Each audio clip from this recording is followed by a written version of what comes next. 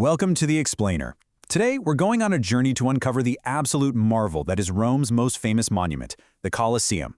We're going to dig into the complex logistics, the mind-blowing engineering, and the gritty historical realities behind it.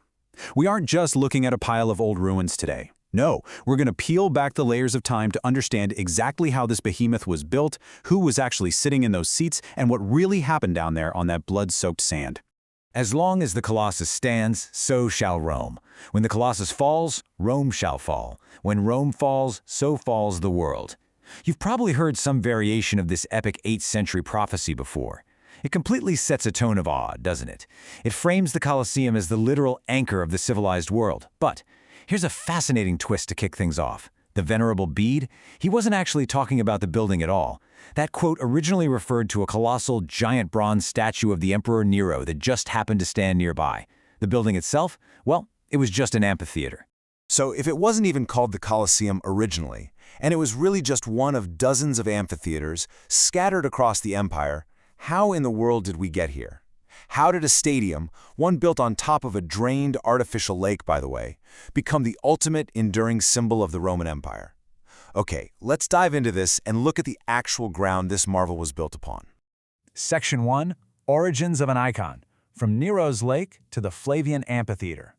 Let's travel back in time to the 1st century AD, right after the Great Fire of Rome in 64 AD. The tyrannical Emperor Nero basically seized a massive chunk of the burned-out city center to build his Domus Aurea. This was a completely grandiose golden palace that featured its very own massive private artificial lake. Fast forward a few years, Nero is out, and the new Emperor Vespasian takes power. And Vespasian, he pulls off an absolute populist masterstroke. He tears down a huge portion of Nero's private palace, completely fills in that private lake, and decides to build a massive entertainment venue for the Roman people right on top of it. Boom. Geographically and symbolically, he placed the heart of Rome directly back into the hands of the public. The construction of this massive public gift kicked off around 72 AD under Vespasian and was finally finished by his son and heir Titus in 80 AD. Now, because they belonged to the Flavian dynasty, the building's actual official name was the Flavian Amphitheatre. That name Colosseum was just an unofficial nickname coined way later, around the year 1000, and yes, it came from that colossal statue of Nero we just talked about. But we have to acknowledge that this incredible gift to the people had a pretty dark origin. It was funded by the absolutely massive spoils of war taken from the Jewish temple after the siege of Jerusalem, and it was physically built by a huge workforce of prisoners of war and slaves brought back to Rome. Section 2. Engineering an ancient marvel, stone, iron, and canvas. Now, what's really interesting about this slide is how they actually managed to construct a freestanding structure of this magnitude without modern cranes or machinery. The Colosseum's massive outer wall was built using over 100,000 cubic meters of travertine stone. But get this, they didn't use a single drop of mortar to hold it all together. Instead, the ancient engineers used roughly 300 tons of iron clamps to lock those massive stones firmly in place. It was essentially a giant, incredibly heavy puzzle. You know those pockmarks you see all over the outside of the building today? Those aren't from erosion. Those are mostly scars from the Middle Ages, when people literally hacked into the stone just to steal those valuable iron clamps.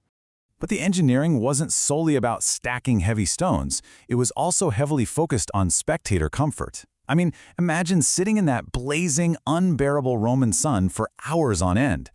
To solve this, the Romans created the velarium.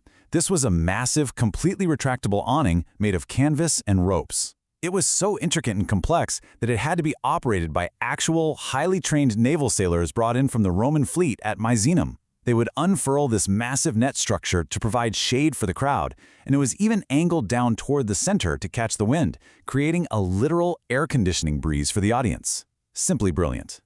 Speaking of the audience, how exactly do you get tens of thousands of people in and out of a building safely?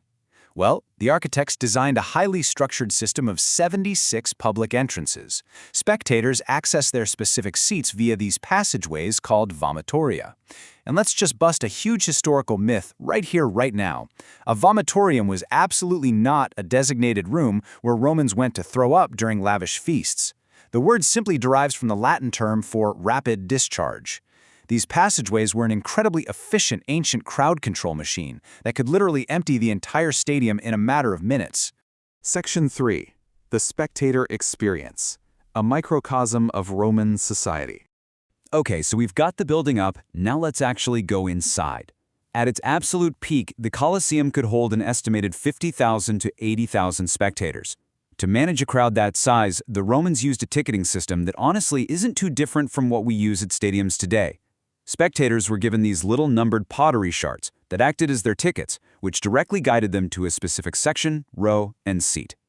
And this brilliantly illustrates exactly how rigid the Roman social hierarchy really was. It was physically baked right into the architecture of the building. Basically, the closer you were to the action, the more important you were. The emperor and the Vestal Virgins, they naturally had the very best views from the podium, sitting right alongside the senators. Move up one tier and you have the non-senatorial knights and nobles. Above them, you'd find the ordinary citizens, the plebeians. And right at the very top, a section added a bit later by the Emperor Domitian, was a gallery with incredibly steep wooden benches, or even just standing room only. This section was strictly reserved for the poorest citizens, slaves, and women. Your social class quite literally determined your altitude in the stadium. Section 4. Spectacles, Sand, and Blood. The Arena and the Underworld. So what were all these tens of thousands of people actually looking at? Let's turn our attention down to the sand. The events hosted here were staggering in their scale and, frankly, in their brutality. First, you had the Monera. These were the famous gladiatorial battles, usually funded by wealthy, powerful individuals just to show off their status. Then there were the Venatio, which were wild animal hunts involving deeply exotic beasts imported from the furthest edges of the empire. We're talking rhinos, hippos, leopards, elephants. To put that in perspective, the Emperor Trajan once threw games that lasted 123 days and involved the slaughter of 11,000 animals. They also constructed sylvae, which were actual simulated forests built right on the arena floor to recreate mythological dramas. And finally, they're the highly debated Naumachie, or simulated sea battles.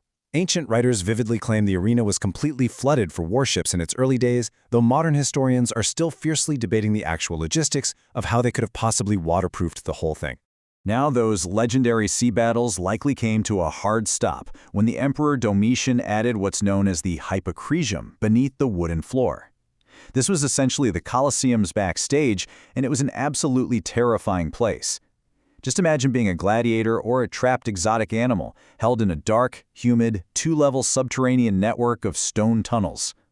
Suddenly, this massive, creaking machinery of elevators and pulleys hauls your cage rapidly upward, and then without warning, you are thrust through one of 80 vertical shafts or hinged trapdoors, going directly from pitch blackness right out onto the blinding, sunlit sand, completely surrounded by the deafening roar of 80,000 screaming spectators. It was a masterclass in ancient stagecraft, specifically designed for pure shock and awe. Section 5. Ruin, Relic, and Rebirth. The Many Lives of the Colosseum. Of course, the Roman Empire eventually fell, but this magnificent structure miraculously survived, completely transforming its purpose over the centuries. Its evolution is honestly bizarre. After those grand inaugural games in 80 AD, it hosted blood sports for centuries until gladiatorial fights were officially banned in the 5th century. Once the empire collapsed, the building was just abandoned. It literally became a makeshift den for local bandits. By the 1200s, a wealthy Roman family actually walled it off, fortified it, and used it as their own personal medieval castle. Then, in 1349, a massive earthquake completely collapsed the entire south side. After that, it was basically treated as a giant local quarry, where Romans just carted away its beautiful stones to build hospitals, palaces, and churches all over the city. Finally, in 1749, the Pope officially consecrated it, which is the main reason it was saved from total destruction. And that specific consecration brings up an incredibly interesting historical intersection.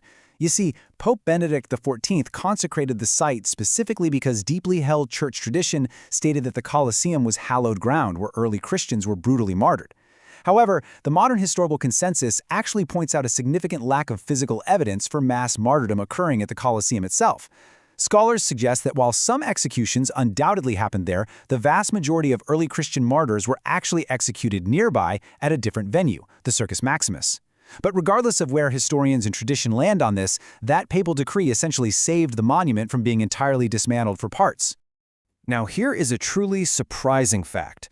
Because these magnificent ruins were left open to the elements for hundreds and hundreds of years, the Colosseum unexpectedly became a unique botanical wonderland. Seriously. Since 1643, botanists have actually cataloged 684 different, distinct plant species growing wild in the ruins. And where did this incredibly diverse flora come from? Well, scientists believe it was seeded in large part by the microscopic seeds trapped in the feces and the fur of the thousands of exotic animals brought there from all corners of the Roman Empire centuries prior. Talk about an enduring legacy. Which brings us to why all of this matters today, and what you should really take away from this explainer. The Colosseum has undergone a profound, beautiful reversal of its legacy. Think about it. A place specifically constructed for brutal public execution and blood sport now stands as a powerful international symbol against capital punishment. Today, local authorities actually change its night illumination from its usual white to a brilliant gold whenever a death sentence is commuted, or whenever a jurisdiction anywhere in the world officially abolishes the death penalty. It is truly incredible. It survived catastrophic earthquakes, centuries of stone robbers, and time itself. From a drained lake to a slaughterhouse, to a medieval fortress, to an accidental botanical garden, and now, a modern monument standing for human rights. It really makes you wonder, doesn't it? As long as the Colosseum stands, what will it mean to the world 1,000 years from now?